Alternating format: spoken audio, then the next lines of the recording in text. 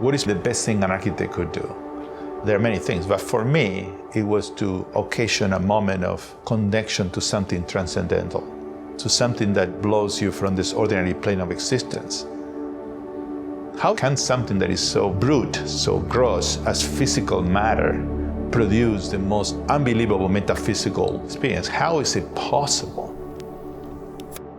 Julio Bermudez is a professor of architecture and director of the Sacred Space Cultural Studies program at the Catholic University of America in Washington, D.C. He's studying how sacred architecture communicates meaning through experience, largely on an unconscious level. This project looks at how architecture communicates or facilitates access to spiritual information and spiritual reality using a cognitive approach.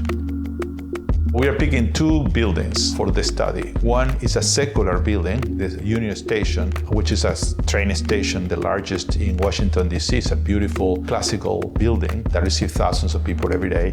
And the second is a sacred condition, which is the one we are really interested in, which is the Basilica of the Immaculate Conception. It's a large Neo-Byzantine structure. In fact, it's the largest Catholic church in the United States. Study participants are fitted with eye-tracking glasses and other biometric monitors, then led through the buildings and asked a series of questions. This is a mobile eye tracking. It captures in real time, but also recorded where people are looking at. So the lasers look at the pupils and then inscribe on the video screen the location of where people are looking at. What people think they're looking at is not necessarily what they're looking at. The unconscious or the precognitive processing of information is happening at a level that we are not aware. We developed 5 stops. The first stop, about 100 yards from the building. Second stop is in front of the entry, which is a critical moment in architecture where you go from a condition of being outdoors to indoors. Then after you enter the building, that's the number 3. Stop 4, you are at the center, the most important part of the building, exploring the building, and then you leave the building, and stop 5 is just when you are outside.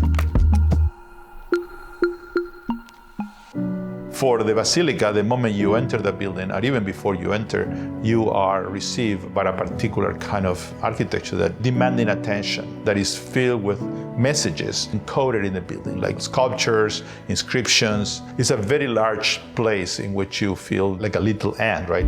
This is Domus Dei, this is the house of God.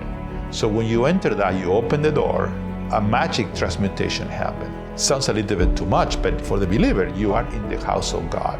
So this place is as close as heaven as you will ever have on this plane of existence.